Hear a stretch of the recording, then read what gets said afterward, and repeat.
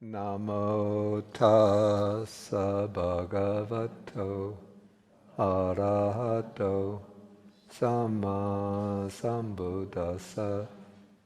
Namo tassa bhagavato arahato samma sambuddhassa. Namo tassa bhagavato arahato Samma Sambuddhassa. Okay, so now we start a new chapter.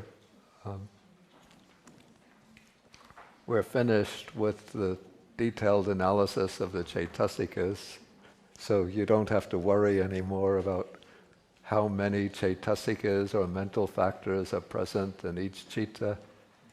Now we're going to be sort of focusing on the cittas themselves. Okay, so this chapter is called, in Pali, Pakinaka Sangaha, which is translated here as Compendium of the Miscellaneous. Of course, this chapter is not going to be taking only one topic, but it's going to be taking, as we'll say, I think it's 6 topics. 6 topics. Okay, so the opening verse states, do you like to read together? Okay, so we'll read the verse together. Sampayutta yata yogam te panasa sabhavato citta cetasika dhamma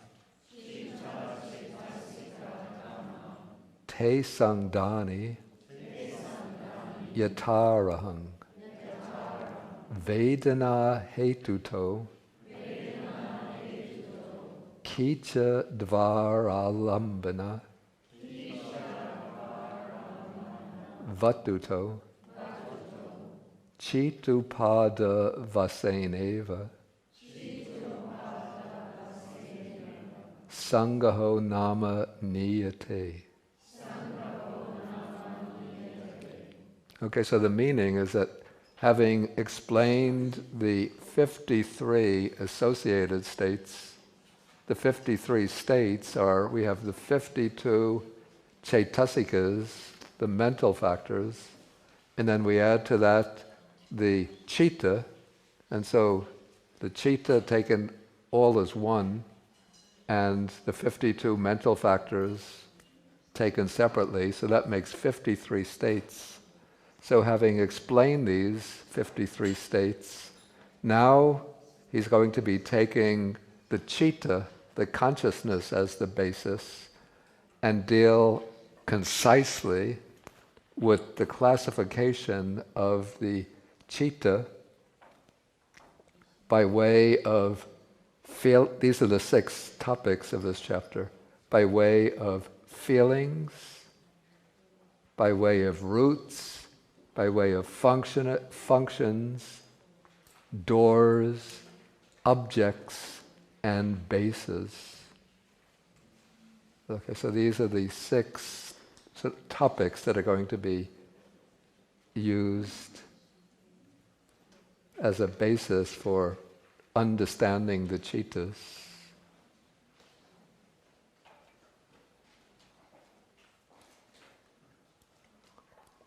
Okay, so the first topic here is Vedana, or feeling. And so now the text says, in the compendium of feeling, there are first 3 kinds of feeling, namely pleasant, painful, and then there's the feeling that's neither painful nor pleasant. And then again, feeling is analyzed as 5-fold, as pleasure, pain, joy, displeasure, and equanimity. Okay, so we've already seen in our discussion of the various kinds of cittas that some are associated with well, let's take it this way. Okay, the nature of feeling. So feeling is, as we saw, it's a universal mental factor. So it's present, some feeling is present in every citta. Every citta has some way of experiencing the flavor of the object. Or we could say that every citta has some kind of felt tone to it. Either a pleasant tone, a painful tone, or a neither pleasant nor painful tone, a neutral tone. And so in the suttas, mostly in the suttas, feeling is analyzed in three ways, simply as pleasant feeling, painful feeling, or what's called adukkama sukha vedana. That's the feeling that's not painful, not pleasant. And so when we speak about, when we use the three types of feeling, then pleasant feeling includes all pleasant feeling, whether bodily or mental. And then similarly, painful feeling includes all painful feeling, whether physical or mental. But there's another way of analyzing feeling used even in the suttas as well as the Abhidhamma, and that is feeling is analyzed as fivefold. And so when feeling is analyzed as fivefold, it's called 5 kinds of faculty. The Pali word is indriya. So we speak about sukha indriya, the faculty of pleasure, dukkha indriya, the faculty of pain, then somanassa indriya, the faculty of joy, domanassa indriya, the faculty of displeasure, and upekkha indriya, the faculty of the neutral feeling.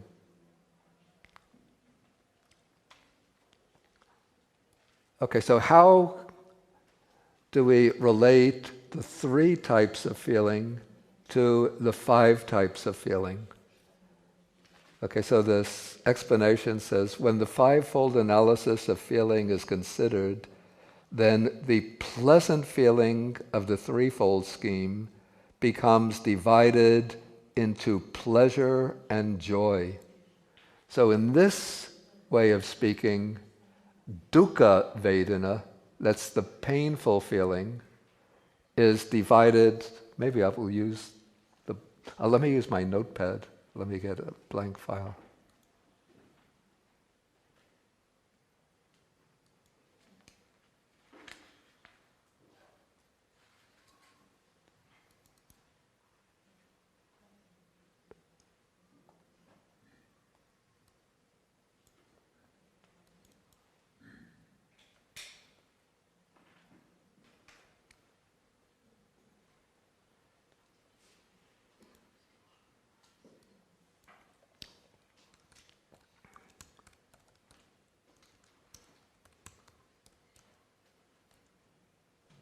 Okay, so we have, according to the usual way in the suttas, we have these 3 kinds of feelings.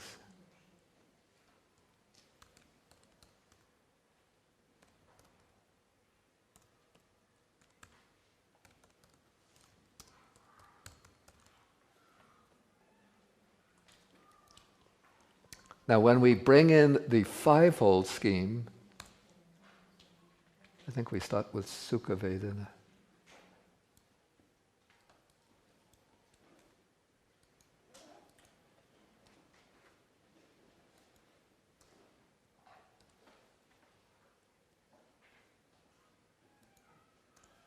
Okay, so this is the threefold scheme of feelings.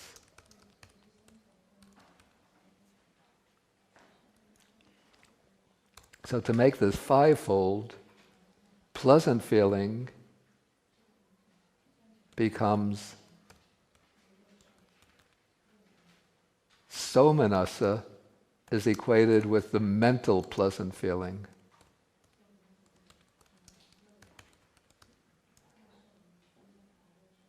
And then the word the word sukha is used, but here the word sukha has a more limited meaning.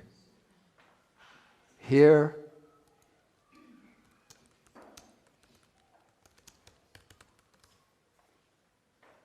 sukha means only bodily pleasant feeling. And as we'll see, this is the feeling in only one citta. And that one citta is the body consciousness, the wholesome resultant.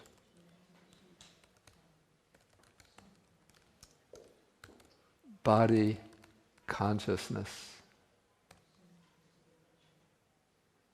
So all the other kinds of pleasant feeling are mental pleasant feeling. And so those are called somanassa. And the word sukha is then restricted only to the bodily pleasant feeling.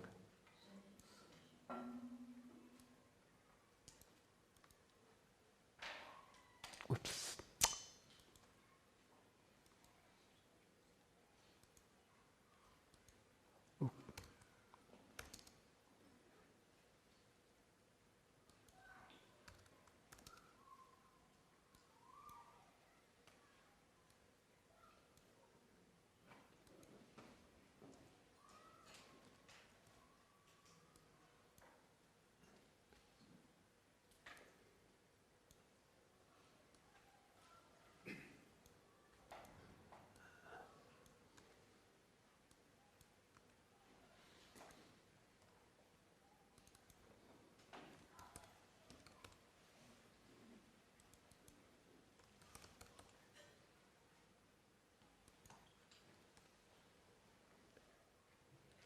Okay, so when we use the fivefold scheme, then dukkha vedana, painful feeling, which on the threefold scheme means all painful feeling, gets subdivided into two types.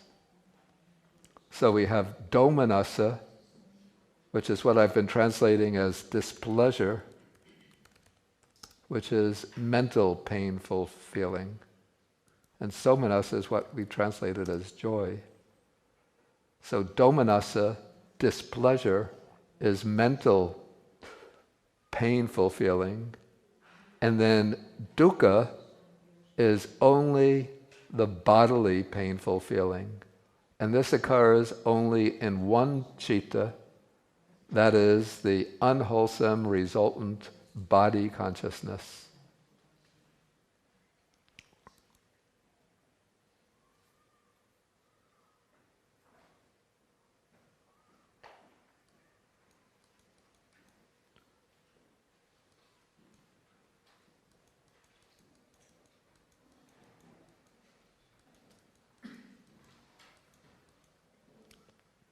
If you remember this table on page 43,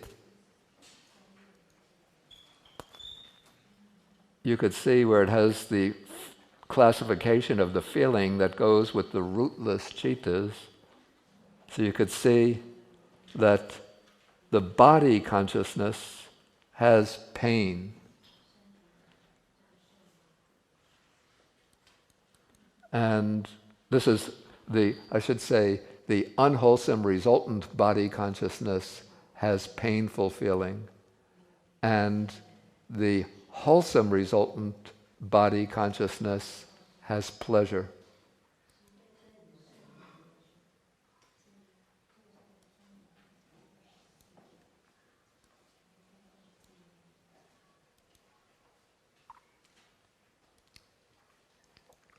Okay, then we have this third type of feeling, which is called adukkama sukha. Adukkha means not painful. Asukha means not pleasant. So that's feeling that's neither painful nor pleasant feeling. And on the fivefold scheme, this then becomes equated with what is called upekkha.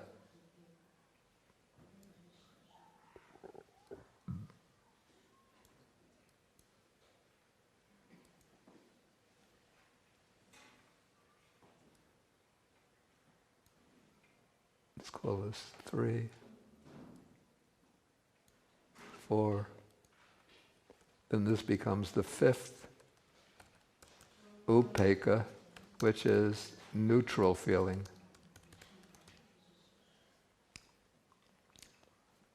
And then it strikes me as a little puzzling. Again, I also have my own questions sometimes about Abhidhamma. And this actually goes not only for Abhidhamma, this also goes back to the suttas. It seems the neutral feeling, if we look at that chart,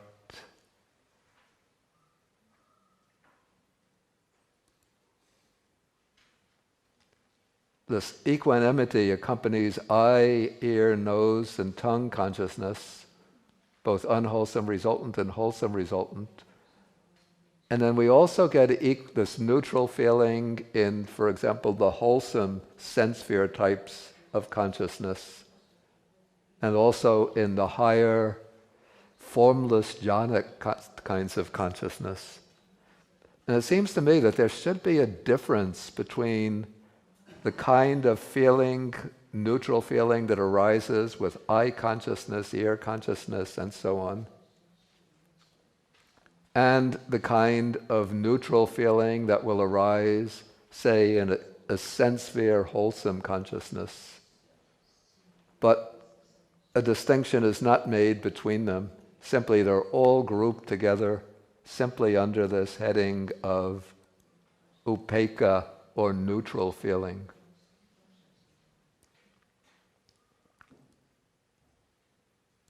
Okay, so from this we could see how, according to one scheme, we have 3 types of feelings, and then by making a distinction within the pleasant feeling and the painful feeling, between the bodily and the mental, we arrive at 5 kinds of feeling. So let us go back to the text. No, I can't find it.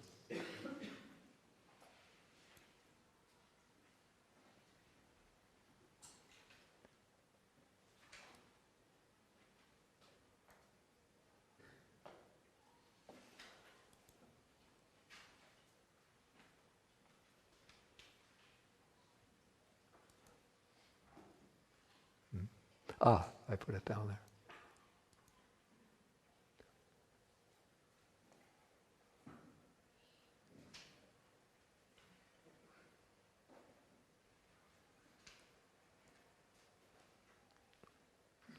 Okay, so just we could look through some of this explanation. So pleasure or sukha, this is for the 5 types of feeling, in fact, I don't think this explanation is satisfactory. Pleasure has the characteristic of experiencing a desirable, tangible object. That is valid, that's correct. Pain has the characteristic of experiencing an undesirable, tangible object. That's because the body consciousness takes a tangible object, something that affects the sense of touch. Through the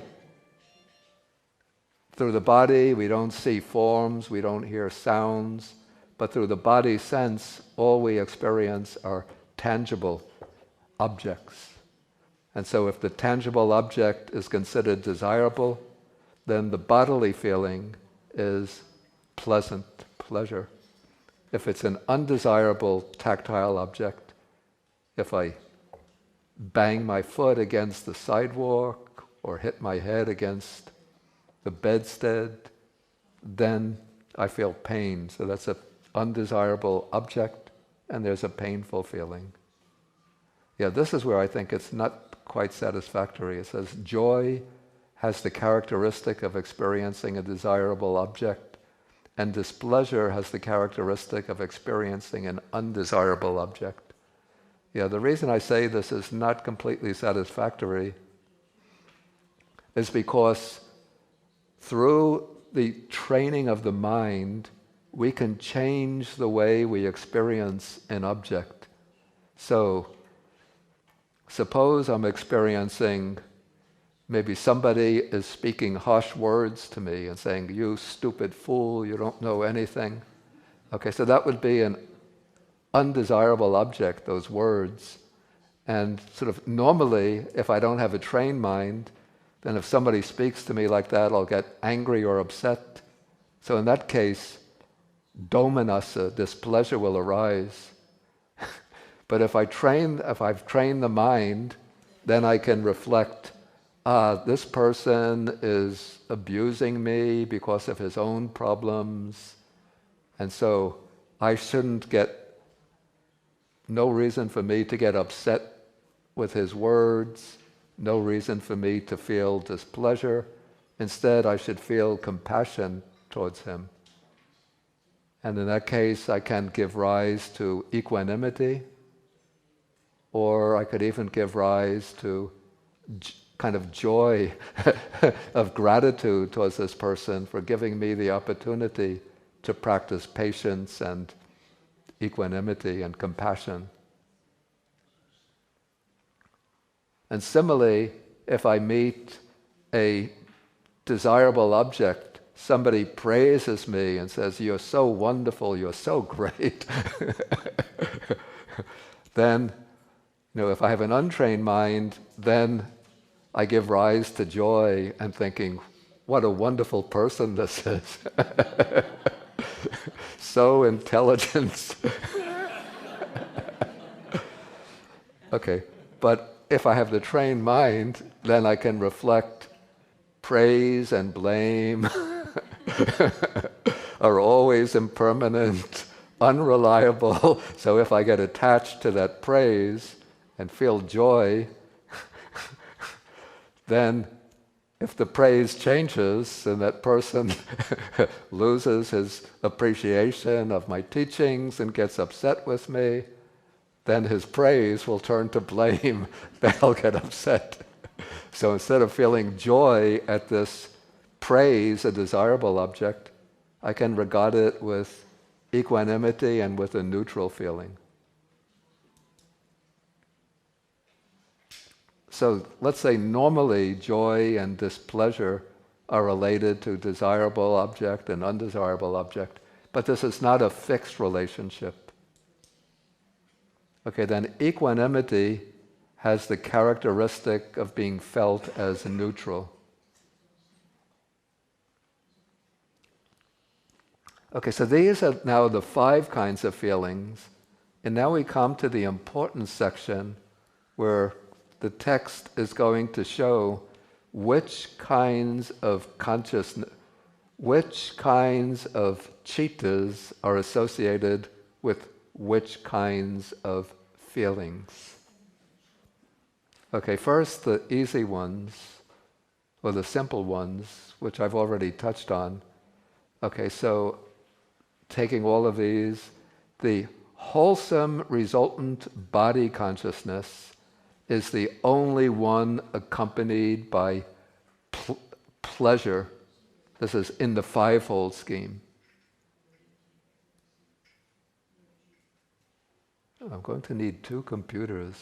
When I pull up one screen, the other disappears and I have to search for it.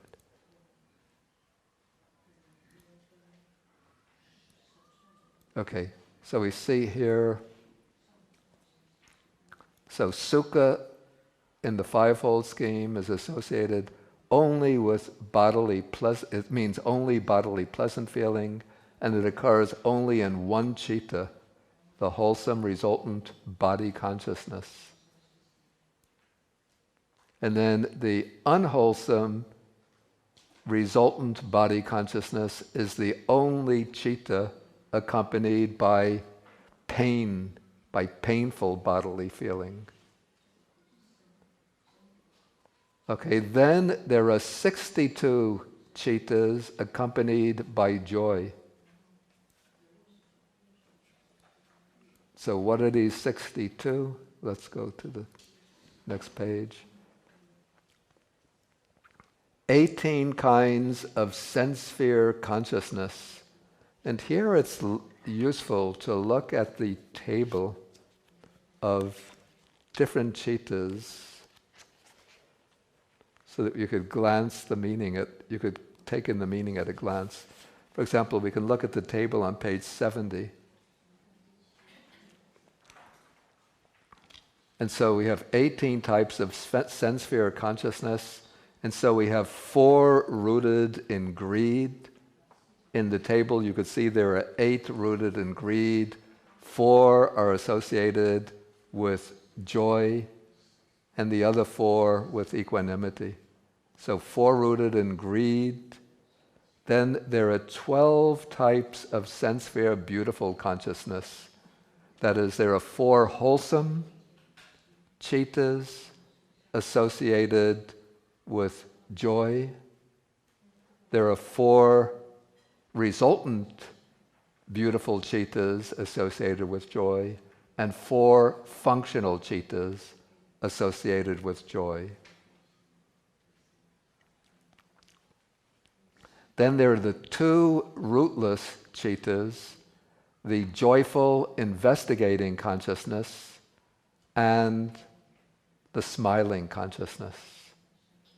And so we put these all together, 4 from greed, 12 sense sphere beautiful, 2 rootless, so that makes the 18 types. Then there are 44 types of sublime. The sublime means fine material sphere and immaterial sphere. So sublime and supramundane consciousness pertaining to the 1st, 2nd, 3rd, and 4th jhanas. So we know that the 1st, 2nd, 3rd, and 4th jhanas have pleasant feeling, and that pleasant feeling is somanassa, joy. And so we have 4 jhanas, which can be wholesome, resultant, and functional.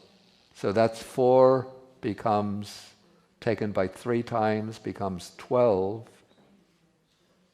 And then the 4 jhanas can also occur at the level of the 4 paths, that's 16, and at the level of the 4 fruits. The fruits of stream entry, once returning, non-returning, arahatship. So we take the 4 jhanas, 4 lower jhanas, at the level of the 4 paths and 4 fruits.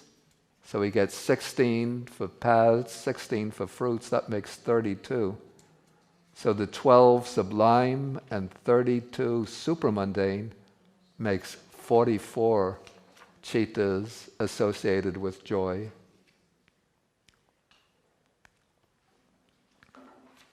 Okay, then displeasure, domanassa, that grim, sad, unhappy state of mind, that occurs only in the 2 chittas connected with aversion or with hatred.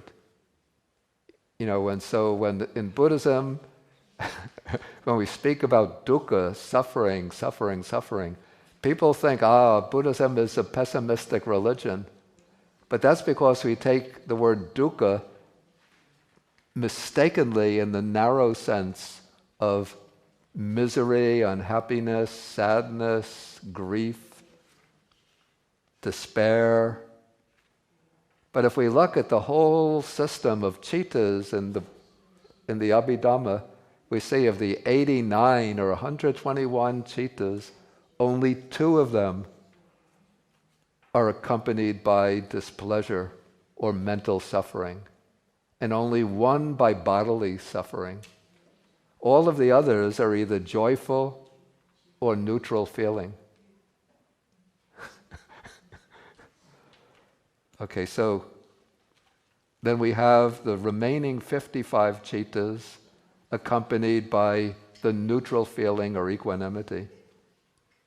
Then in the explanation, we enumerate those 55 chittas.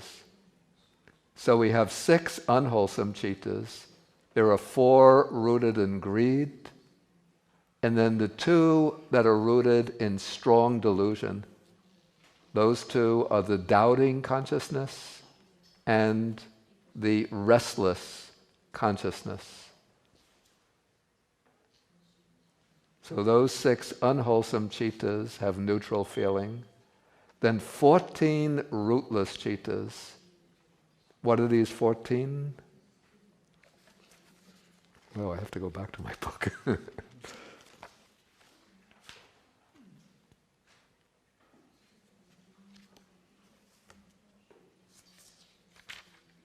Okay, I can't find the place, so let me just figure it out. Okay, 14 rootless chittas. So we have eye, ear, nose, tongue consciousness, which can be unwholesome resultant or wholesome resultant. Yeah, actually we could figure this out if we go to the resultant chittas, the table of the resultant chittas.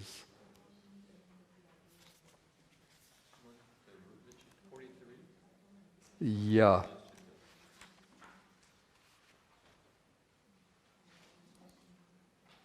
Yeah, okay, here.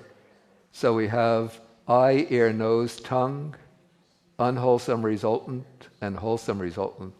So 4 and 4, that makes 8.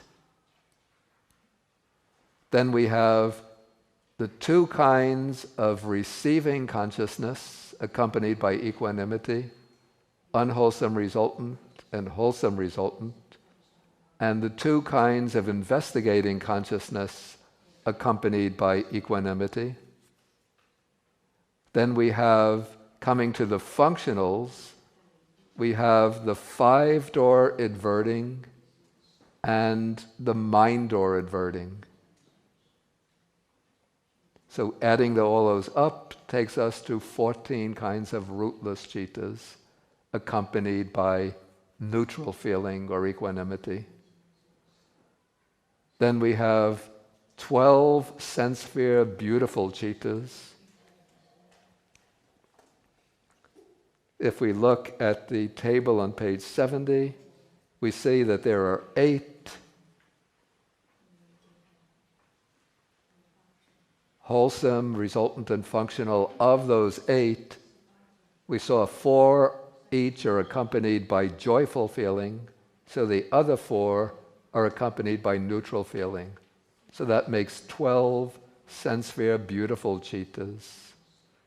Okay, then when we go to the 5th jhana, then the joyful feeling or pleasant feeling falls away, and the feeling in the 5th jhana is neutral feeling. And the 5th jhana can be wholesome, resultant, or functional. Functional in the case of the Arahat. Then the 5th jhana can also occur at the supramundane, world-transcending level. In that case, it's the jhana in the 4 paths and fruits. And so in that case, we have 8 supramundane chittas connected with neutral feeling. That is the paths and fruits, 4 paths and 4 fruits at the level of the 5th jhana.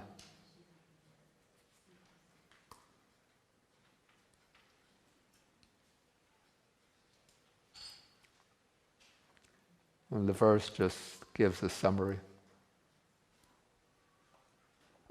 This is extremely useful. Yeah, this table 3.1 will show you with these dots and with the key to the dots. It'll show you which feelings are present in which chittas. Okay, any questions on this?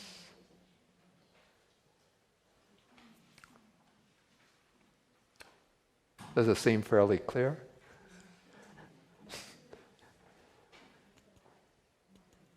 Yeah, please. I have 2 questions. Good. The first one has to do with the fact that there's a single body, pleasant, and a single body, pain. Yeah. Does that, and they're both resultants, does that mean that all of those feelings in the body have to have a karmic connection? According to the Abhidhamma system, yeah. Huh. Yeah. And then the second one. I have to say, I find this a bit strange. Right, because I thought that the Buddha enumerated all kinds of karmas that... All kinds of... types of karma that might impact you that, I don't know. Yeah, it doesn't mean that karma manifests only through the body consciousness, Right. but it means according to the Abhidhamma, any pain all or any the pleasure. states of bodily feeling, painful and or pleasant, are karmic. the results of karma coming to maturity. I find it a little strange, like if I'm walking down the street, say I scrape my foot against, or I'm not looking, and I bang my foot against the curb, and then I get a little pain. It's a little strange that that's some past karma coming to maturity because of my carelessness. Or I'm walking again down the street and a pleasant wind blows, it's been, say, a very hot day, and then a cool wind blows and I get a pleasant bodily feeling from the wind. That is some karma coming to maturity. Right, but that's what I meant, because I thought that, like nature, that wasn't all... Well, of course, the nature is a contributing factor, but the fact that I'm experiencing that feeling from the Abhidhammic standpoint is the maturation of karma. Okay. A citta. In that case, a pleasant wind blowing would be pleasant bodily feeling, a wholesome karma coming to ripening. Okay. The second question is more, I'm just being opaque. I don't understand on Guide 3, where number 6, where it says 8 supramundane cittas. That is the paths and fruits pertaining to the 5th supramundane jhana. I don't I'm just not understanding that. Why would there be 8 cittas that are relating to the first 4 jhanas? First 4 levels, all come together at the 5th. What page is this? Let me just get the page. 117, under Guide, Section 3, number 6. Okay. If you could just clarify that sentence, I don't get it. Okay, this goes back to a point that I explained, perhaps it was late last week, that or maybe it was Monday of this week. Today's Monday. I'm losing track of the day. I think it was last Monday. Okay, there are 40, the paths and fruits, according to the simple way of explanation, there are 4 paths and 4 fruits. But those 4 paths and 4 fruits always occur at a level of jhanic intensity. So, depending upon the skill and concentration and samadhi of the meditator, the paths and fruits can occur at the level of any of the 5 jhanas. And so there are 5 jhanas, and then 4 paths and 4 fruits. So then we have 8 by 5, so there are 40 supramundane cittas. So if we put aside now the 5th jhana, we take the lower 4 jhanas, and then we have 4 paths and 4 fruits, 8. So that's 8 by 4. So 32 cittas occurring with the joyful feeling, because the first 4 jhanas have the joyful or pleasant feeling. But the 5th jhana has the neutral feeling. So then when we take, again, the 4 paths and 4 fruits, with the fifth jhana, then we have 4 plus 4, 8, pertaining to the fifth supramundane jhana. Yeah, so like matters like this, if you simply don't understand, don't hesitate, don't be afraid and think, oh, if I ask a question, everybody's going to look at me and laugh at me. But try to get this, okay, way in the back.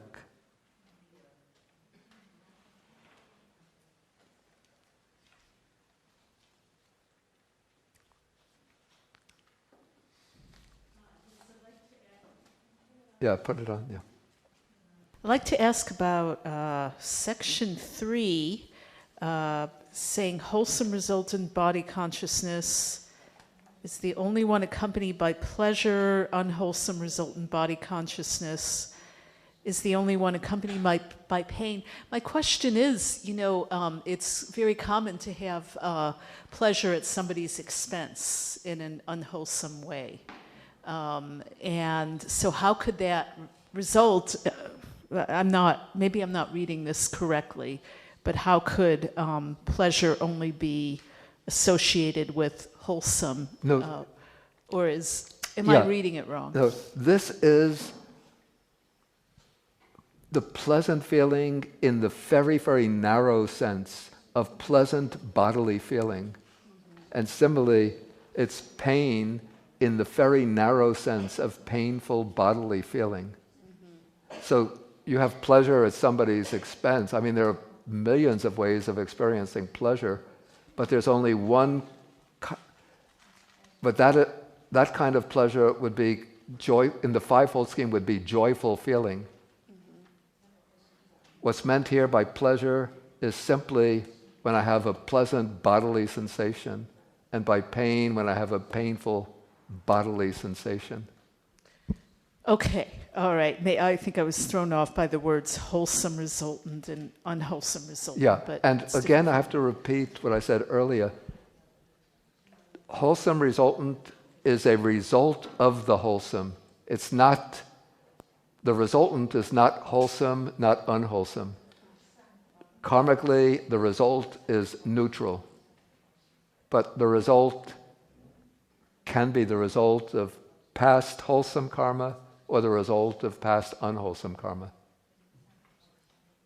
Okay. Yeah. I think so. There's several. Almost like there's a process, or. Yeah. Okay.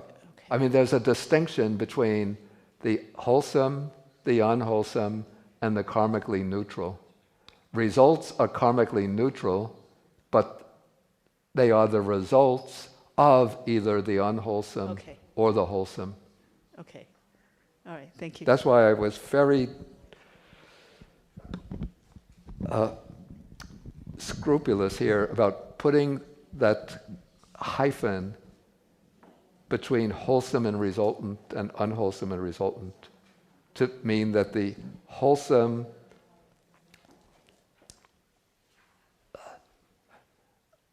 that it's a result of the wholesome and the result of the unwholesome, not a result that is wholesome or a result that is unwholesome.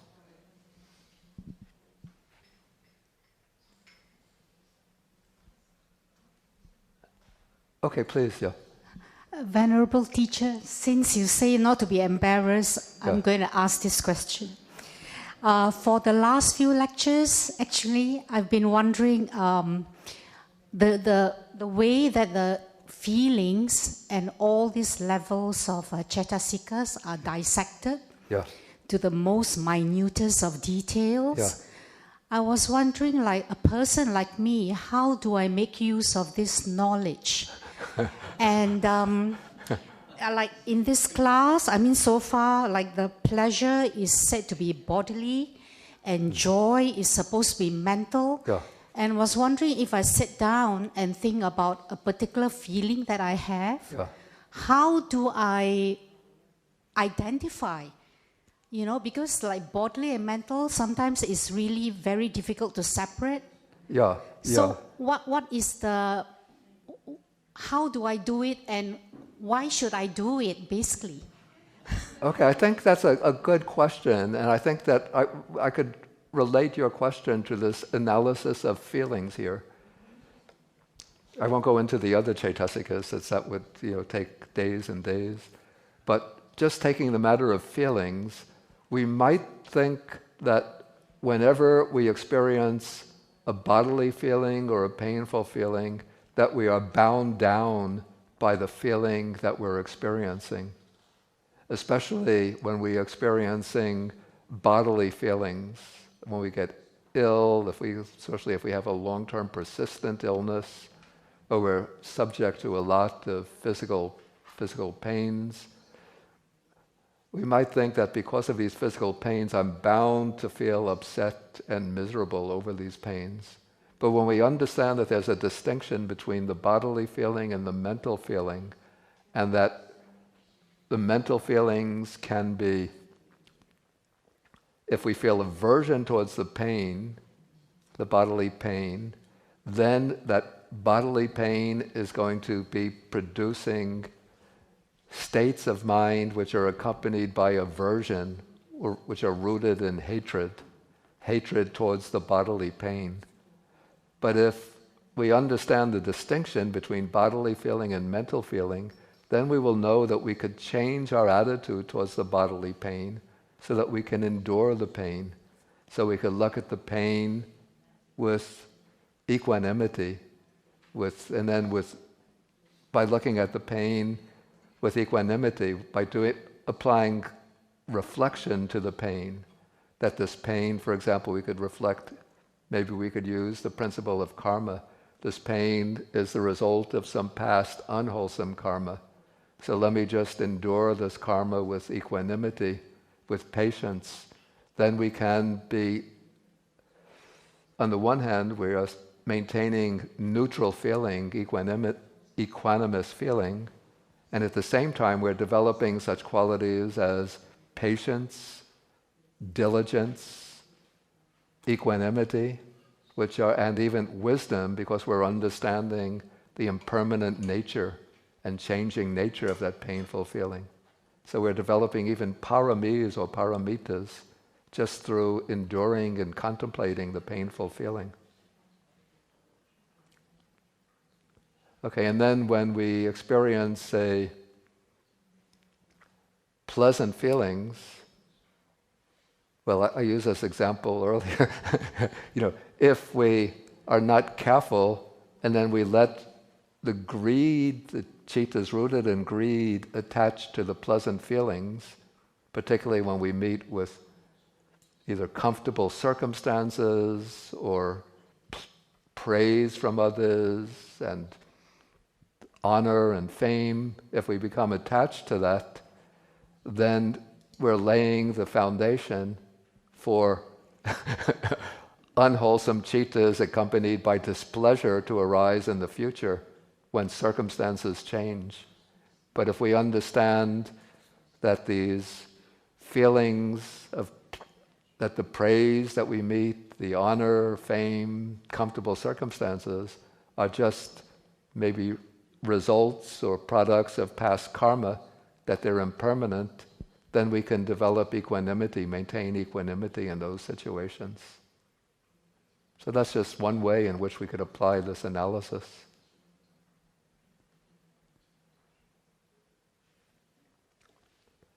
Okay, I want to go on now into the next section. So now we come to the section on roots. This is the compendium of roots.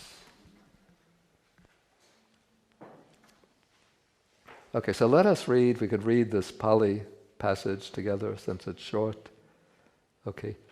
Hetu sangahe, hetu nama, lobo, doso, moho, alobo, adoso, amoho, chati, chabida bhavanti. Okay, so in the compendium of roots, it said that there are 6 roots. there are 3 unwholesome roots, which are greed, hatred, and delusion. And then there are the 3 opposites, which are non-greed, non-hatred, non-delusion. Okay, then the meaning of the word root, in Pali, the word used is hetu. It's said that, if we look in the guide to number 5, that a root is a mental factor that establishes firmness and stability in the chittas with which it is associated. And the example is given of that of trees that have roots. And so because the tree has roots, the tree is stable and steady. Whereas other plants, or maybe things like dust or leaves, say the leaves that have fallen to the ground don't have roots. And so when the wind blows, then the leaves will move with the wind, but the tree remains firm and steady.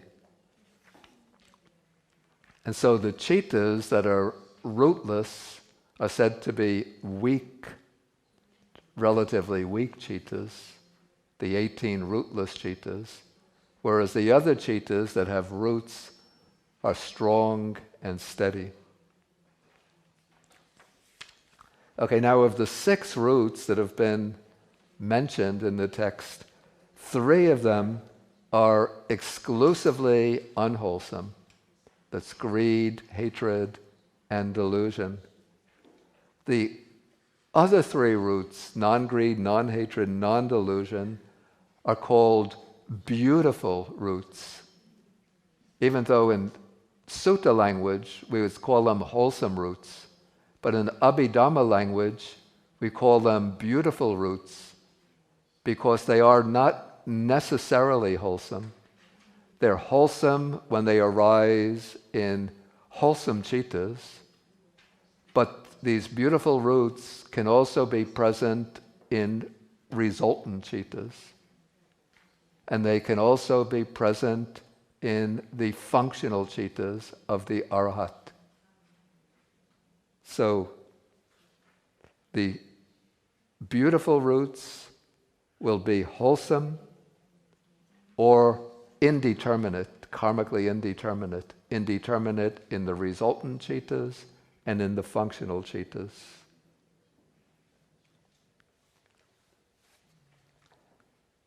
Okay, so those are the 6 roots, and now we come to the section on classifying chittas, or classifying the roots by way of the chittas in which they arise. Okay, so we know right off the bat that there are 18 chittas without roots. So those are the 18 we find in the table on page 43. So we have the 5-door adverting consciousness, the 2 sets of 5-fold sense consciousness, unwholesome resultant, wholesome resultant, the 2 kinds of receiving consciousness, 3 kinds of investigating consciousness, then the consciousness that is called determining, which is the same as the mind or adverting, which I'll explain in a little while, and then the Arahat's smiling consciousness. So those are the 18. And then taking the 89 chittas, we subtract those 18, and so the remaining 71 chittas have roots.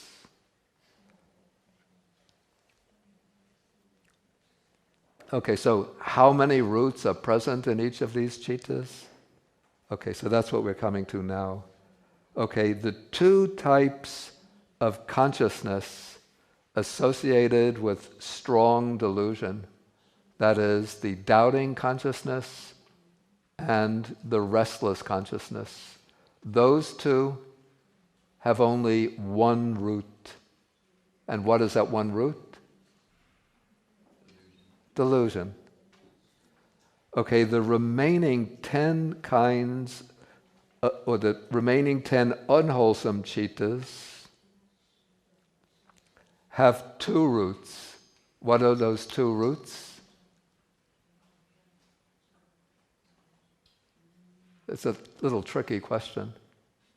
Okay, the 10 other unwholesome chittas have 2 roots.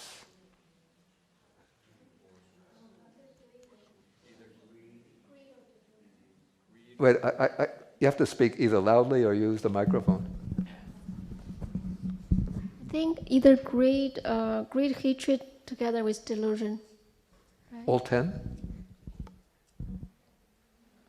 Greed and hatred are exclusive, Yeah. right? So? They combine with delusion. Okay, you're on the right track, but maybe you could say it more concisely. I thought I heard it coming from somebody here. You're on the right track, but I just want to get it exactly correct.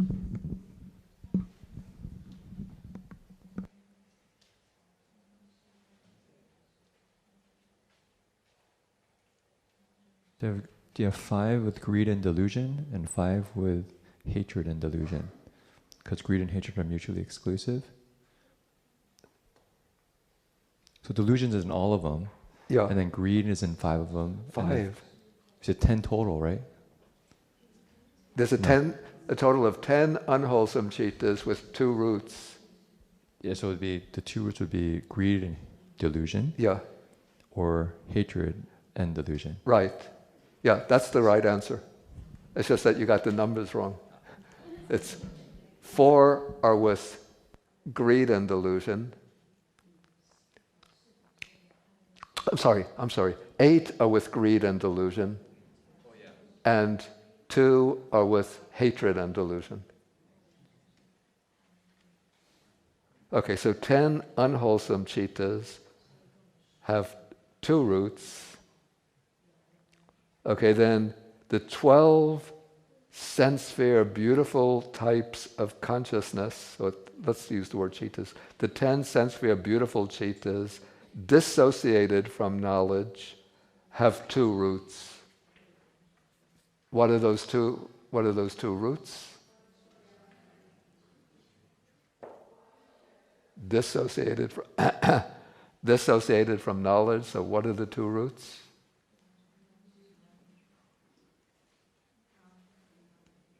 Non-greed and non-hate. Right. I'm just looking at the chart. I don't know, I really know what I'm saying, but let's read the chart. I'd have to ask you to cover up the chart. Okay, so these are, 12 sense sphere beautiful types of consciousness dissociated from knowledge. So taking the 12 kinds, we have 4 are wholesome,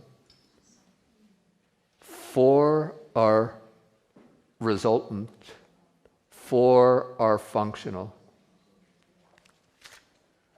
Let's see where we have that table of consciousness. I think page... It's 70? Yeah.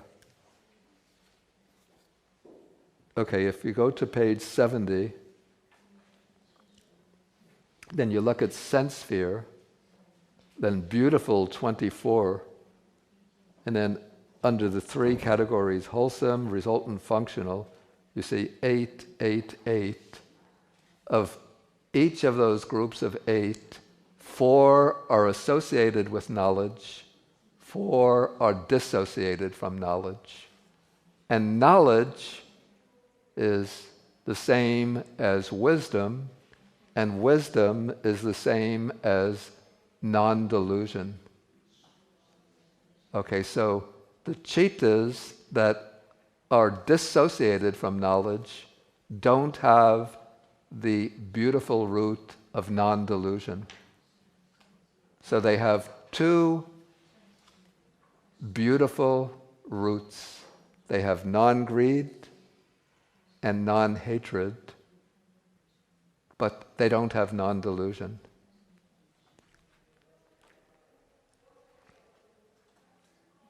Okay, so we have the 10 unwholesome and the 12 beautiful with 2 roots, so that makes a total of 22 with 2 roots. Okay, then we have 12 sense-sphere beautiful types of citta, 12 sense-sphere beautiful cittas associated with knowledge.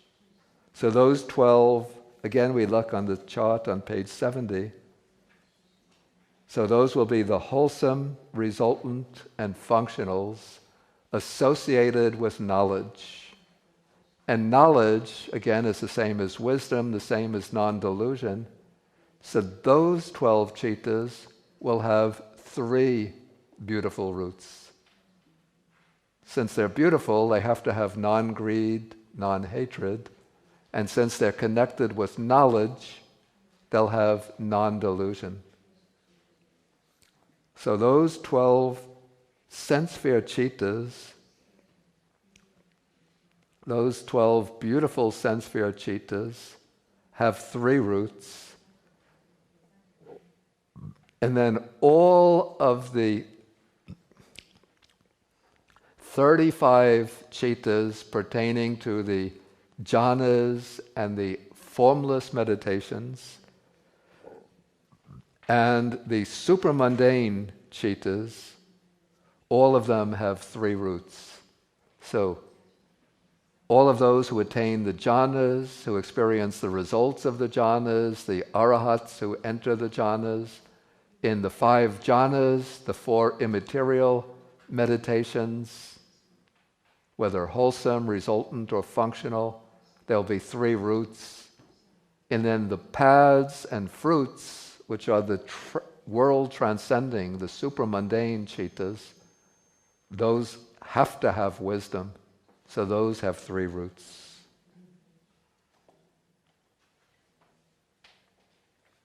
And so when we take their total, we get 47 with 3 roots.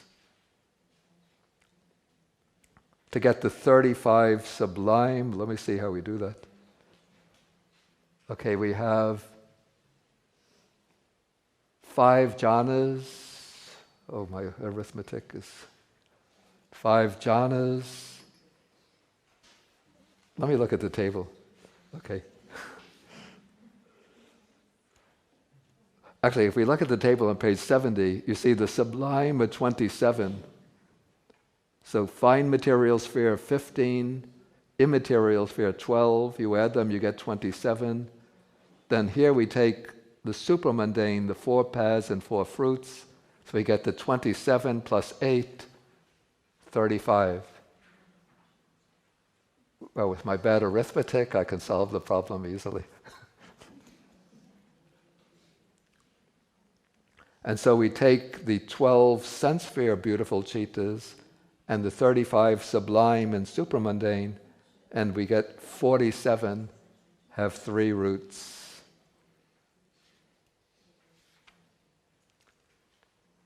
Okay, so I think that takes us through the section on roots, and it's very helpful again to look at the table on page, I have it on 121. So if you want to look at the root and see what cittas does it occur in, on the left-hand column, you take greed, and then you go across, you see greed-rooted 8, so you get a total of 8. Hatred, well, then you see the 2 hatred-rooted, 2. Delusion, you see occurs in the greed-rooted, hatred-rooted, delusion-rooted for 12.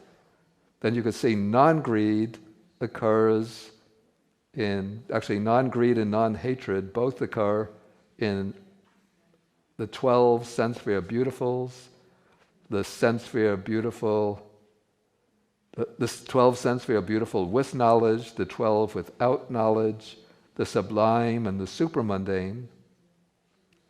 And then you see non-delusion occurs in the sense-sphere beautiful with knowledge, the sublime and the supramundane, for a total of 47.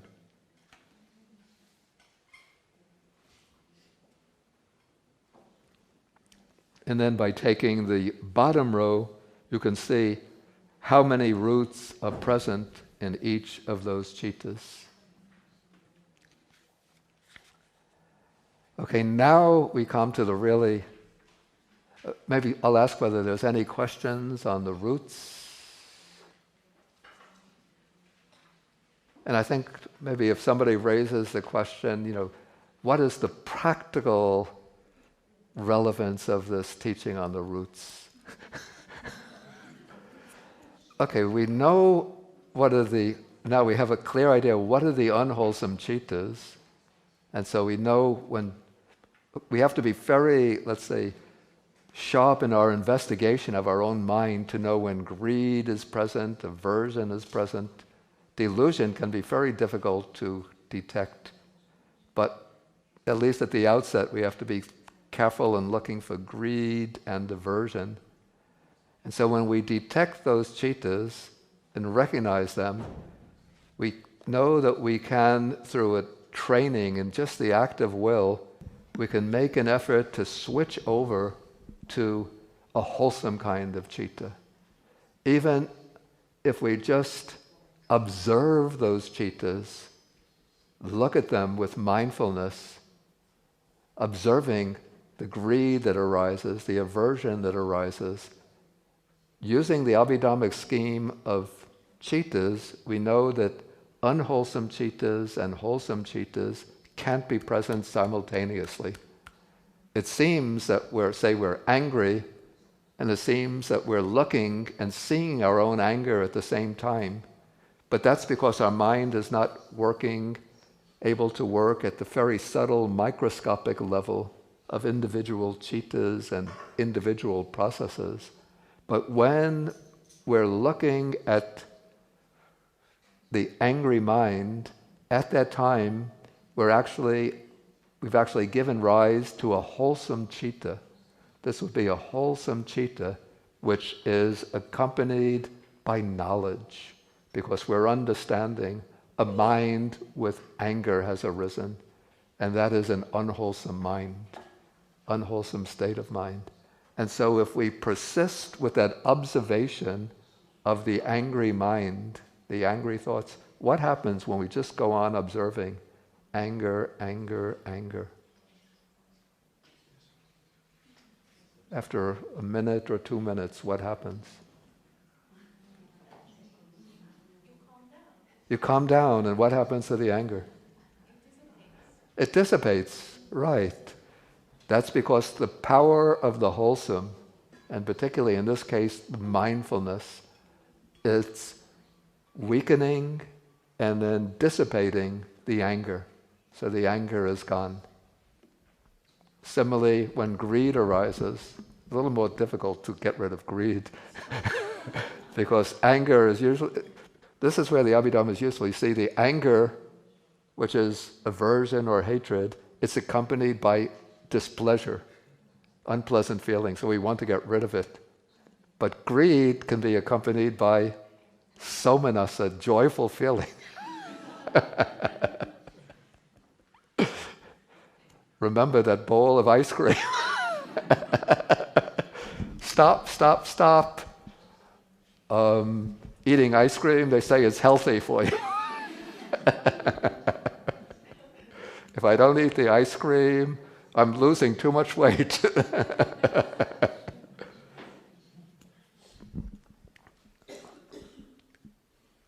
Okay, so this is some of the practical applications of understanding the way the roots function.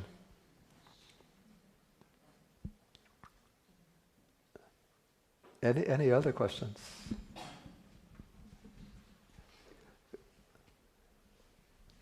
I don't know if I was going to give up, but I just wanted to just agree with the power of mindfulness, so that any of these roots, when they're experienced with mindfulness, they're no longer those roots, right? I mean, they're transformed by the very act of observing them with an openness and wanting to understand, and everything that accompanies mindfulness is the result of change, sort of automatically, right?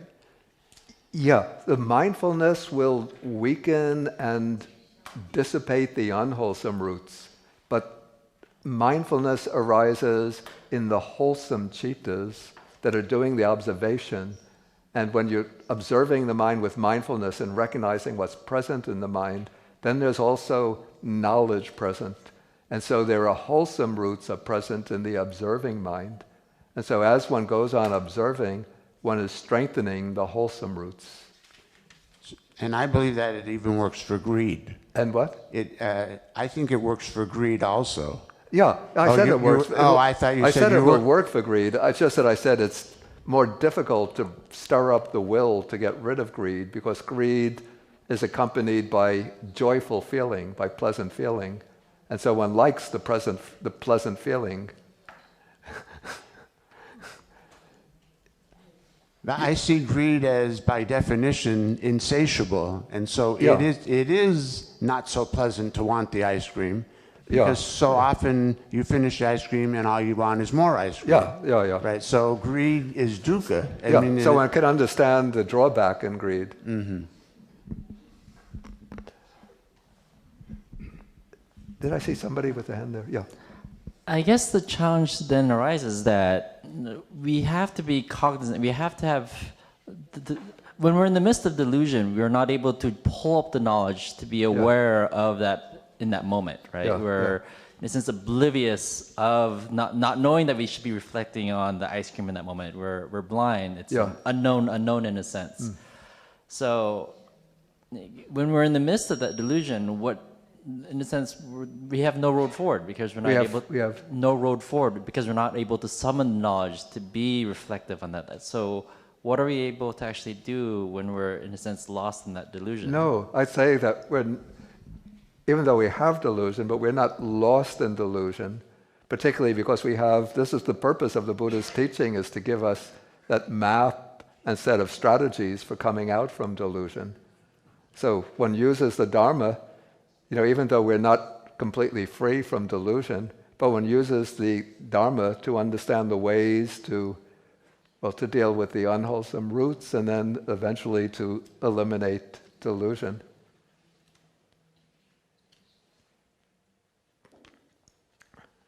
One thing I should say, people like raising practical questions, that we have the two teachings, the Sutta teaching, or the teaching of the Nikayas, and the Abhidhamma teaching. And the Sutta teaching is intended to be the practical teaching, and the Abhidhamma is sort of like the theoretical teaching, which sort of is supposed to underlie the practical Sutta teaching. It's a little bit maybe like, the Abhidhamma is a bit like theoretical physics, and the Abhidhamma is like theoretical physics, and the Sutta teaching is like electronic engineering. So one uses a scientist, or the engineers will draw upon the theoretical physics of the physicists and use that to develop computer programs and devices, electronic devices that perform various functions for practical life. So if you're asking, what is the practical use of this Abhidhamma? It's sort of, in a way, I do want to show some of the practical uses, but in a way, that question is a little bit misdirected. Because we have to understand, in studying the Abhidhamma, we're trying to understand the theoretical foundations on which the Sutta teaching is built.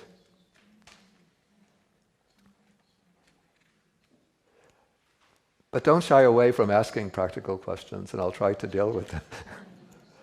Okay, I think we should move into the section on function, since this is, I have to warn you, a pretty difficult section. Why are you laughing? No, I know it. Okay, now we have to make, before we even come into this section on functions, we have to make an important distinction among the citas.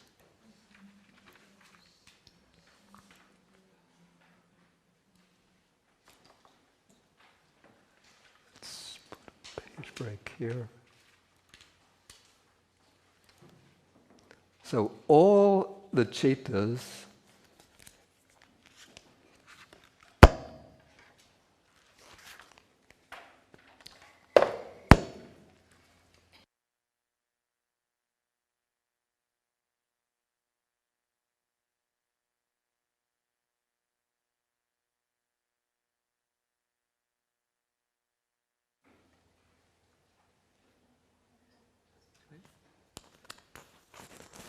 testing 1, 2, okay.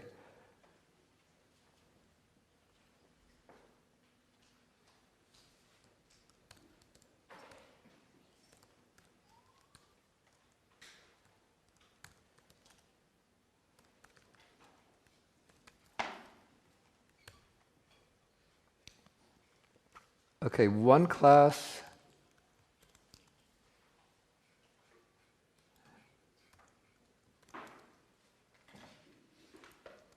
is called viti citas. The word viti originally means like road or like avenue, but it has an extended meaning which we might render process. So these are viti citas, are citas that occur in the citta viti, which means an active process of consciousness.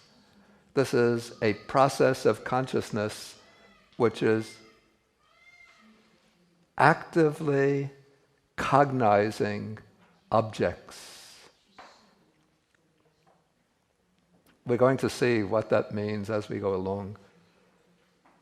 But first, just let me use that simple definition. So the viti citas are citas that are involved in the active cognition of objects. And these citas occur in fixed sequences. Those fixed sequences are called citti vitas, which we translate as cognitive processes or processes of cognition. The other major grouping of citas are called viti mutta citas. So these are citas that occur outside the cognitive process. And these are citas that I referred to earlier as the subliminal, sort of subconscious or unconscious flow of citas. And so according to the Abhidhamma, our mind is constantly oscillating between viti citas, in which we are actively cognizing, knowing, experiencing, and processing phenomena. And then the viti mutta citas, that subliminal flow beneath the threshold of conscious awareness.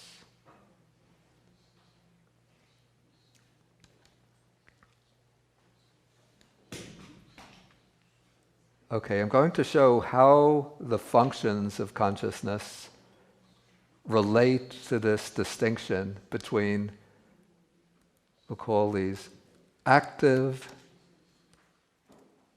citas or cognitively active citas and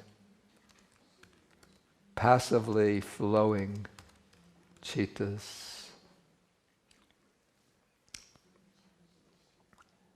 Okay, this distinction will be relevant now to the compendium of functions. Okay, so the text says, in the compendium of functions, there are 14 functions. And let's read these together in Pali. Okay, so if you look in the Pali, starting with the word patisandhi, okay, patisandhi, bhavanga, avajjana, dasana, savana, gayana, sayana, pusana, sampattichanna, santirana, votapana, javana, tadaramana, chuti. Okay, so those are the 14 functions of the chittas. And now the translation gives them here. Okay, patisandhi is what we translate rebirth linking. Bhavanga is translated life continuum. Avajjana is adverting or turning to an object. Okay, dasana is seeing, savana hearing, gayana smelling, sayana tasting, pusana touching, sampattichanna is receiving, santirana is investigating, votapana is determining. Then the word javana, there's no real adequate English translation for that. So I use the Pali word javana. Then tadaramana is registration, and chuti is death. So those are the 14 functions.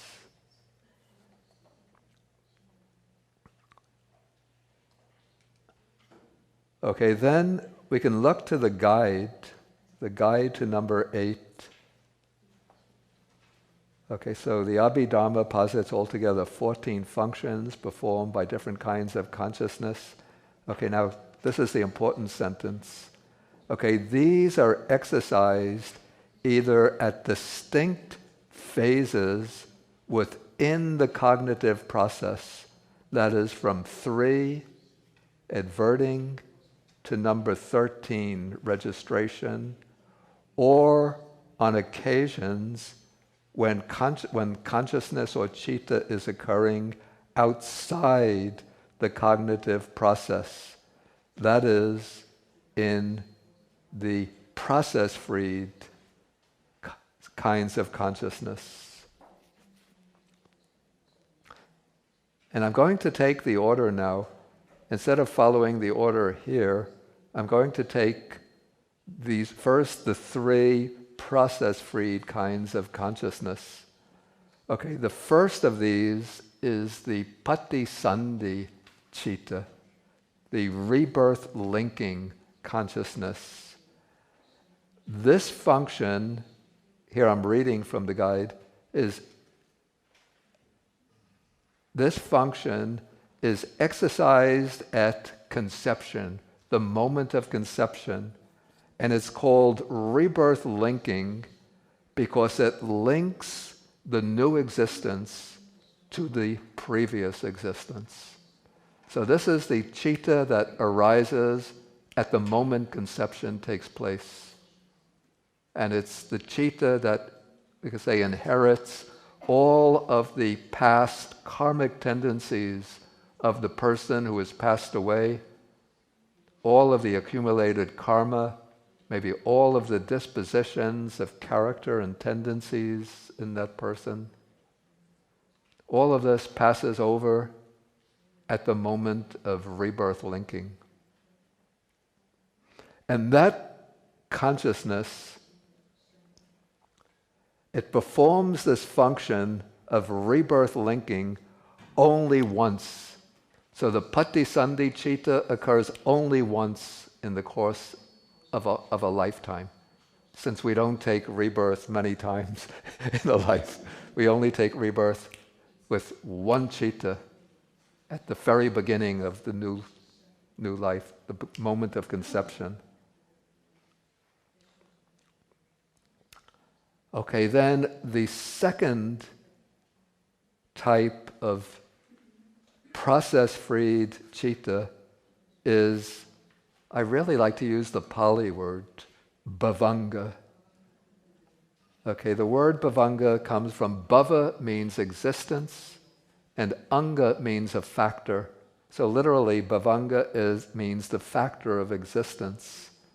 Okay, as a function, bhavanga is the function of consciousness by which the continuity of the individual is preserved through the duration of any single existence, from conception to death.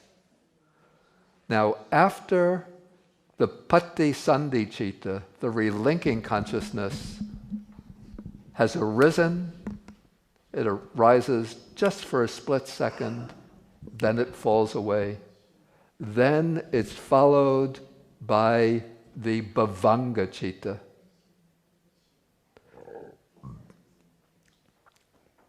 The bhavanga citta is a resultant consciousness of the same type as the patisandhi citta. And we're going to see the types of citta that perform these functions. But the bhavanga performs a different function from the patisandhi citta. The function of the patisandhi citta is to connect the new life and the old life. The function of the bhavanga is to preserve the continuity of the new life, to preserve this life from the moment after the rebirth consciousness, the relinking consciousness, right up to the occasion of death. And so, at the very moment of conception, the patisandhi citta arises, it falls away, then there occur a series of bhavanga cittas. Each bhavanga citta arises and passes, but all of the bhavanga cittas are of the same type, the same identical type throughout the whole existence. But repeatedly, the bhavanga citta is interrupted even for the infant or the embryo in the womb, but by cognitive processes. And in adult life, or not only when the human life begins, that we call birth, then there'll be many, countless occasions when the flow of the bhavanga is interrupted by active processes by which we're seeing, hearing, smelling, tasting, touching, thinking, and feeling emotions, and undergoing various experiences. And according to the Abhidhamma, the bhavangas arise and pass away every moment during life whenever there is no active cognitive process taking place. And now, what is occurring, even in our ordinary waking life, according to the Abhidhamma, that our minds are constantly oscillating, moving back and forth between active cognitive processes and falls into the bhavanga. So it's dropping, coming out, dropping in, coming out. So even while you are sitting here listening to me, and I'm sitting here talking, our minds are constantly falling into the bhavanga, coming out, and being, like fully aware, dropping in, coming out. But it's going on just so fast that it seems that you are listening continuously, she's translating continuously, I'm speaking continuously. But if we really had like the super microscope of the mind of a Buddha to look and to see the way the mind is functioning, we see this constant falling into the bhavanga and coming out to cognize objects. It's a little bit, to use an analogy, which is quite a good one.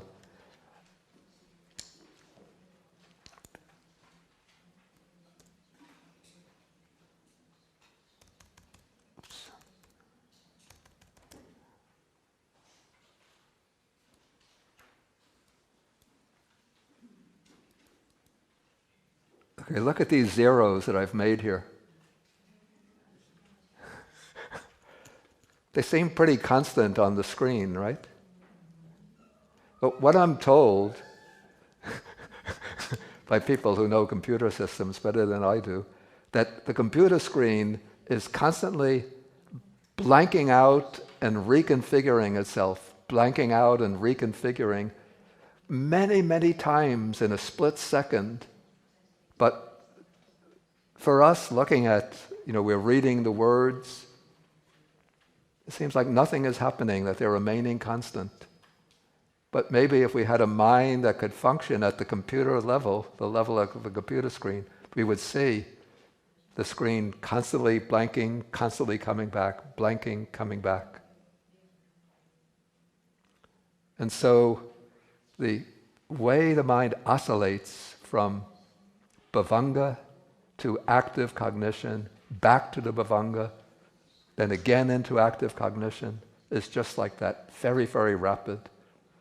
But the bhavanga, we could see it, or maybe not see it, most clearly when we go into deep, dreamless sleep. Then the bhavanga is flowing pretty continuously.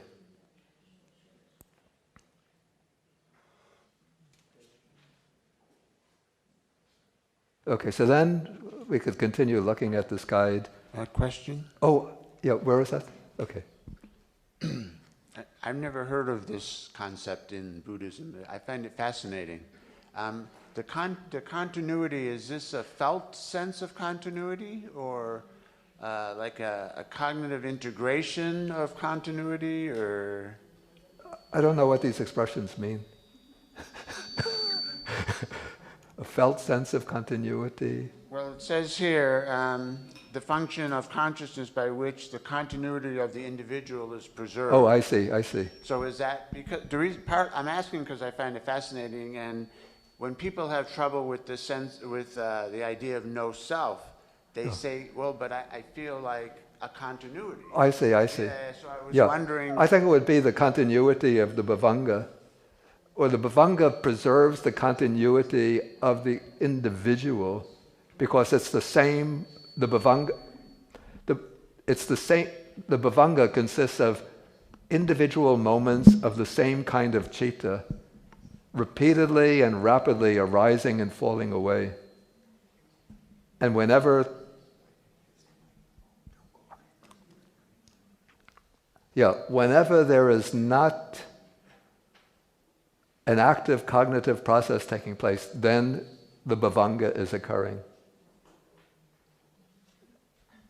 Does that kind of citta differ?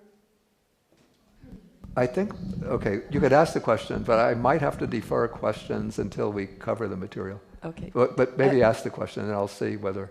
Does that kind of citta that's constantly arising and falling, does that differ between individuals? Oh, of course. Every differs. individual has their own bhavanga. Their own bhavanga. Yeah. But there are certain fixed types which we're going to see. Okay. Now I have it on page 123. When an object impinges on a sense door. You have it on 123? Okay. The bhavanga is arrested, and then an active cognitive process takes place in order to cognize the object. Okay, then immediately after the cognitive process is completed, then there comes the bhavanga occurs again. And then it will continue until the next cognitive process occurs. And this, as I said, this transition from bhavanga to cognitive process, back to bhavanga, then up again to cognitive process, is occurring so rapidly, like thousands and thousands of times, maybe millions of times in a second. And so arising and perishing at every moment during this passive phase of consciousness, the bhavanga flows on like a stream without remaining static for 2 consecutive moments. Okay, so I said I'm going to dispose of the passive chittas first. So now we jump from the bhavanga, we'll jump over to number 14, which is called the chuti citta.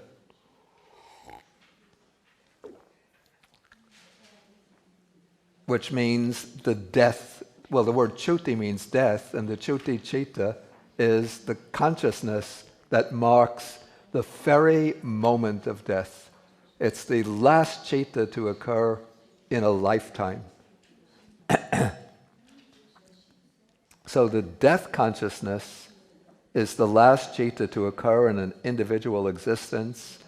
It is the citta that marks the exit from a particular life. This citta is of the same type as the rebirth linking consciousness and the bhavanga. We'll see what is meant by the same type. I'll explain shortly what's meant by the same type.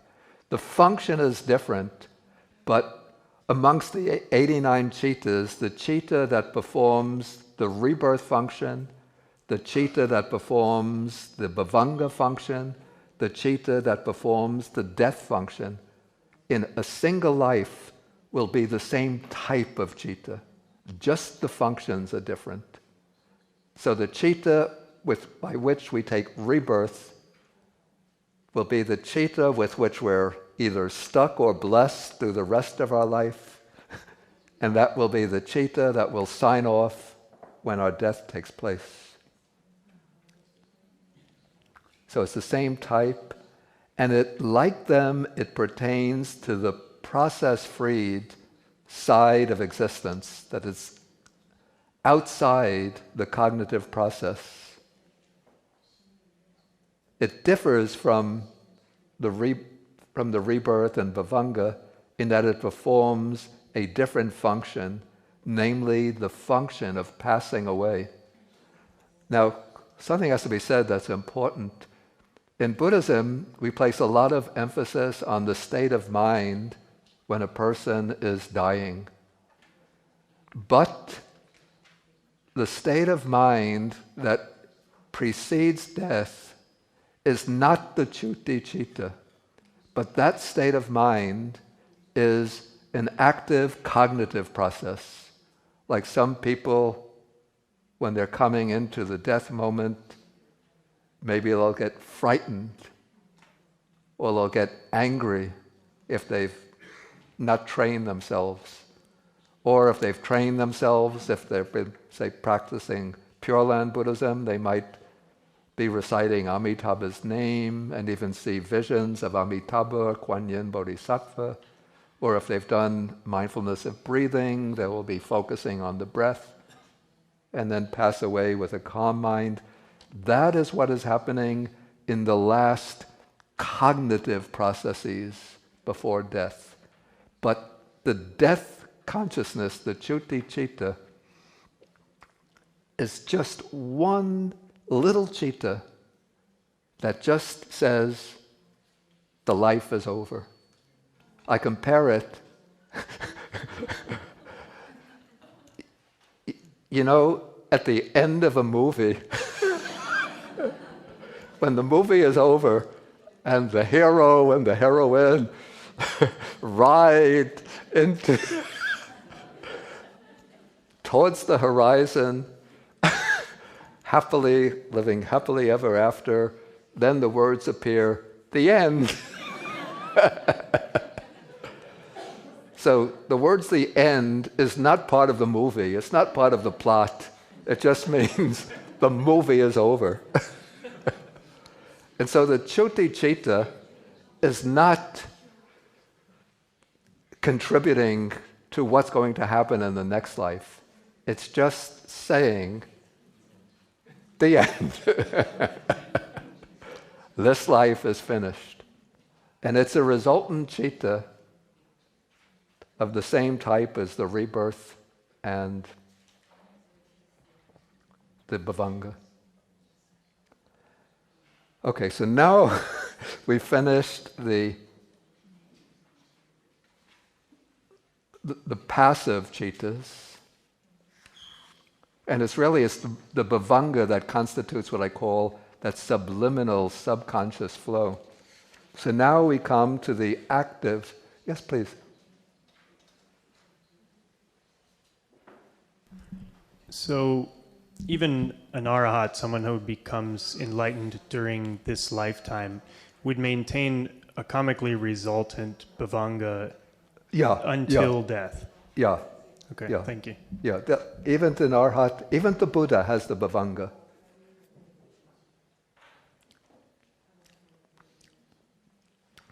Okay, so now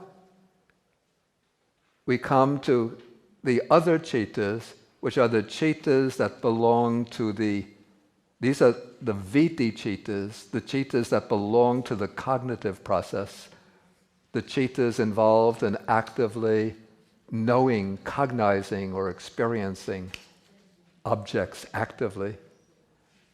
Okay, so the first of these is the function of adverting. So when an object impinges at one of the sense doors, one of the 5 sense doors, or at the mind door, there occurs a mind moment called the bhavanga chalana, which means the vibration of the bhavanga. The vibration is used here metaphorically. Of course, a state of mind doesn't vibrate, but it's a little bit like a disruption is taking place. Of course, the bhavanga is flowing peacefully on. Now suddenly some object strikes at the eye door. And so the bhavanga is sort of shaken a little bit. And then the bhavanga, the next moment, the bhavanga arises and then it stops.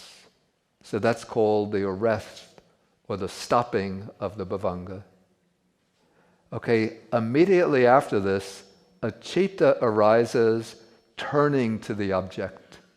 It might turn to the object. If it's an external sense object, it will turn to one of the 5 sense doors, to the eye if there's a form, to the ear if it's a sound, or if some internal object has arisen, like some object has arisen in the mind, then the citta will turn to the inner mental object. So that function of turning to the object is called adverting. And we could see it can be either sense door adverting or mind door adverting. Okay, if it's a sense door adverting, then after that one moment of adverting, then there will arise a citta performing the function of, depending on the object, this is in the case of a sense object, seeing, hearing, smelling, tasting, or feeling the touch. So in a cognitive process at the sense doors, after the moment of adverting, there arises a citta that directly cognizes the object that's arrived. So this citta and its function is determined by the nature of the object. If the object is a visible form, then it'll be eye consciousness. If it's a sound, ear consciousness, and so forth. If I get a tactile sensation, it'll be the touch consciousness or body consciousness. And remember here, seeing and hearing It doesn't mean those acts by which we identify the object, saying, this is a cup, this is the word citta, and so on. But this is a citta that the seeing citta will just take in the form of the object. The hearing consciousness, its function is just to take in the sound, and so on. So I say that it's the citta by which the sense object is experienced in its bare immediacy and simplicity. This is prior to all kinds of higher cognitive operations. Okay, the next function after seeing, hearing, smelling, tasting, touching, whichever it is, and only one will take place in that position, then comes what's called the receiving, the function of receiving. So in a cognitive process through any of the 5 sense doors, after that function of seeing and so forth, there arise in succession cittas that perform the functions of receiving the object, sort of taking in the object, accepting the object, then investigating it, and determining the object. And these are all very, very simple, almost primitive functions. In the case of a cognitive process occurring at the mind door, these 3 functions do not occur, but rather when a mind object arises, sort of knocking at the bhavanga, then there occurs a moment called mind door adverting, and then immediately, when an object sort of knocks at the bhavanga, then there arises a moment called mind door adverting, which turns to that mental object that's appeared. So there's no need for receiving, investigating, and determining in the case of a purely mental object. Okay, then following the adverting, the determining, the moment of determining, there occur 7 cittas in succession, which are called javana. The word javana means literally running through. And this applies, this consists of a series of cittas, usually 7 cittas, all identical in kind, that run swiftly over the object in the act of apprehending it or cognizing the object. And the javana stage is the most important stage from an ethical standpoint, for it's in the javana stage that karma is created. All of the cittas leading up to the javana are either results of past karma or purely functional cittas. But the javana is the citta that creates new karma. So it creates either wholesome karma or unwholesome karma.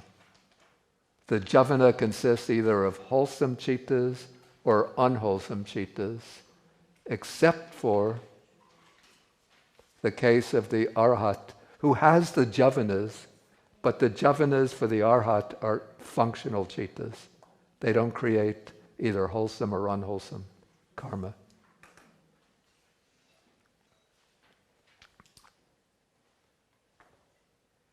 Okay, now if the object is clear, very clear or very clear, there will take place the next function in the process. That function is called tad aramana, which is translated here as registration. And this is the function, it's explained as the function as taking as object the object that had been experienced by the jhavanas. So this function is exercised for 2 mind moments immediately after the jhavana phase in a sense sphere cognitive process when the object is either very prominent to the senses or clear to the mind. If the object is not especially prominent or clear to the mind, and in certain other types of cognitive process, then there will not be the function of registration. So following registration, or following the jhavana, if there's no registration, then the stream of chittas again falls back into the bhavanga. Okay, we could see the series of functions if we look at that diagram or that table on page 155. This shows a cognitive process in the case of a complete I-door process.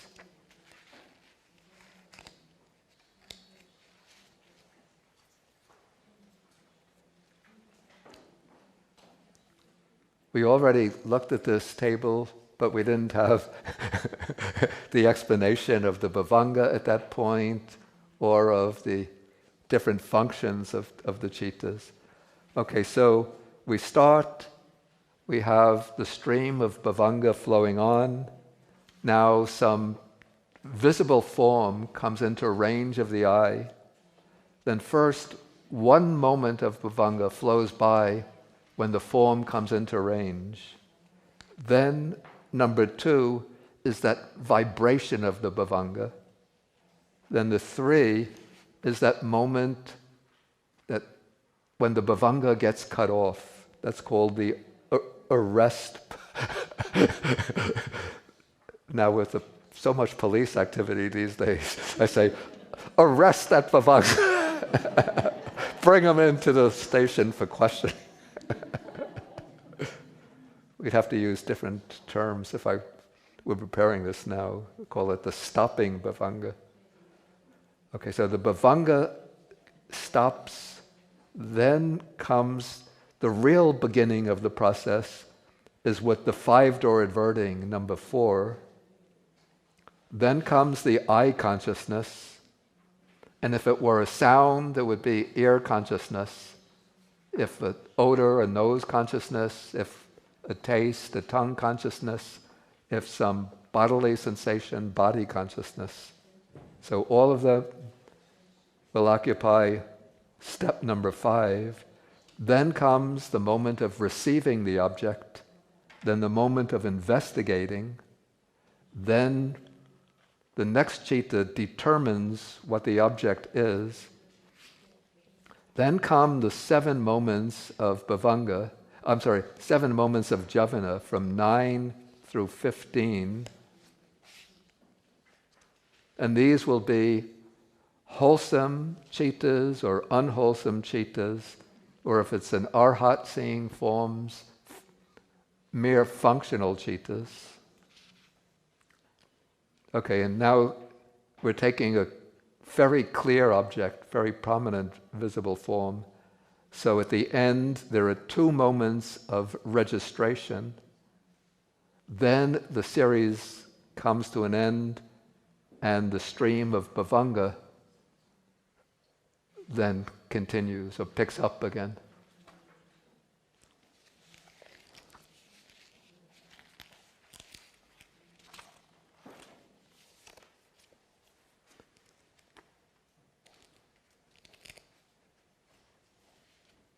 Okay, so that takes us to registration.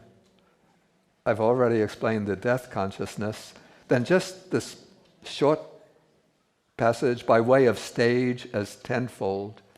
Okay, the reason it becomes tenfold, you can say there are 14 functions, but the stages are tenfold because the seeing, hearing, smelling, tasting, or the eye, ear, nose, tongue, or body consciousness all occur in the same position in the series. So there are only 10 positions, but 14 functions. Okay, now I could take some questions. We'll have to really continue next time with the section on which chaitas perform which functions, but I could take some questions now. Yes, please. Yes. So you mentioned that when we're sleeping, the Bhavanga chitta arises and falls. Yeah. So when we're dreaming, yeah, is the same thing, or is that a different? When we're dreaming, in the dream, the Bhavanga is interrupted. So those would be probably, we'd call those mind door cognitive processes that are sort of seeing the dream. But then, even within the dream, there'll be a constant sort of coming out of Bhavanga, seeing the dream, falling into the Bhavanga, coming up again, seeing the dream, like that.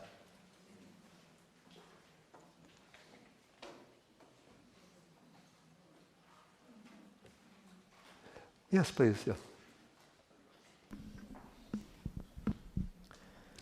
I have two questions. Yeah. I'm trying to figure out where Vedana fits into the cognitive processes. Where what fits in? Vedana. Yeah. Okay. Can you address That's that? the question? That's one question. Okay. Now, Vedana is associated with every citta. So the cittas that fall into the cognitive process, all of them will have Vedanas associated with them. And I think as we continue, with the next section that I'm going to take on, today's Monday, right? Yes. Okay. Terrible. On Wednesday, then I'm going to continue with this. Then we're going to see which cittas perform which functions. And since we know already which Vedanas are associated with cittas, then we'll see which Vedanas are present on the occasion of each of those functions. So if Vedanas are associated with all cittas, why is it that there's only karmic determinants in the javanas? Can't we react to Vedanas at any point? Say again, I'm not sure. So the javana stage is important for creating new karma. Yeah. But if Vedanas are associated with all cittas, couldn't we create new karma by reacting to any Vedana at any point? When we react to a Vedana, the reaction occurs in the javana stage. Yeah, so all of the reactions to the Vedanas are occurring in the javana stage. Okay. Thank you. Yes, please.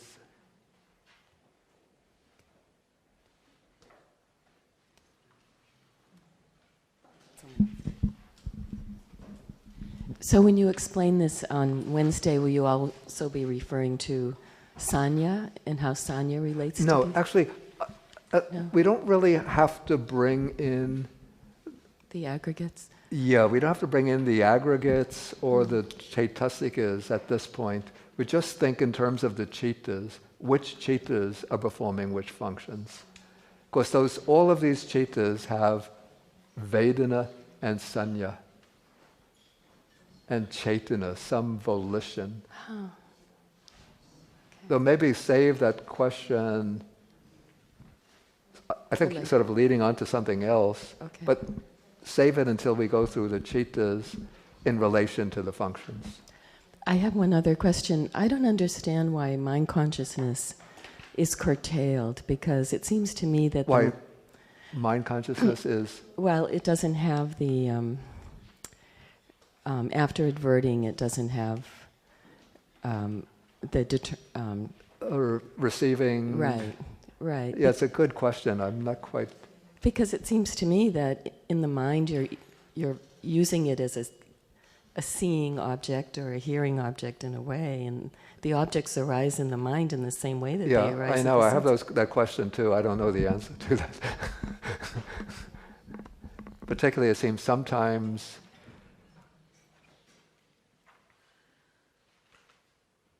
the question arises, like you were thinking something, then immediately you sort of reflect back and say, what was I thinking? Then you're sort of searching back to investigate and determine what you were thinking.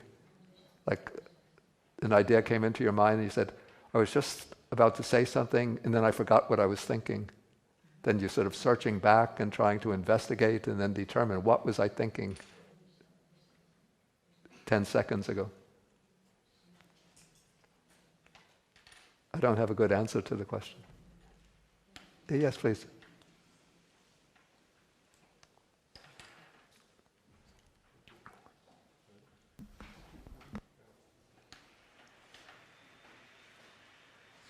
Okay, thank you, Venerable. I was just curious, why are there 2 registration steps?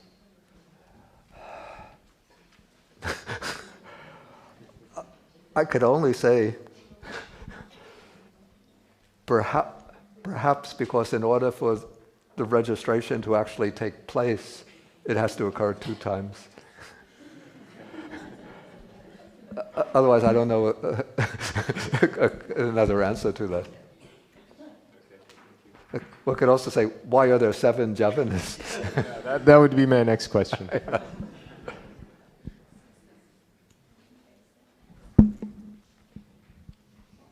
Okay, I think we've come to the 5:30, so we'll end for the day and then pick up on Wednesday. So we're going to end with the the dedication of the merits.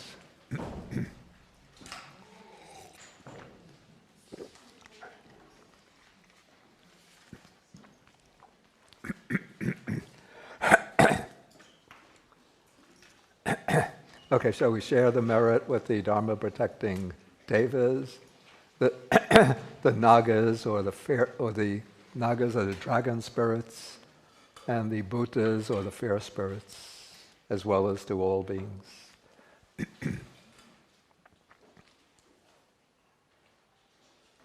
Akasata chabumata deva naga mahitika punyantang anumoditva chirang rakantu sasanang. Akasata chabumata deva naga mahitika punyantang anumoditva chirang rakantu desanang. Akasata chabumata deva naga mahitika punyantang anumoditva chirang rakantu mang parang. Itavata cham hehi sampadang punya sampadang sabbe deva anumodantu sabba sampati siddhya. Etavata cham hehi sampadang punya sampadang sabbe bhuta anumodantu sabba sampati siddhya. Etavata cham hehi sampadang punya sampadang sabbe satanumodantu sabba sampati siddhya. Bhavagopadaya avici hetato etantare satakai upapana rupya rupicha asanya sanyino dukkha pamuchantu pusantu nibbutiং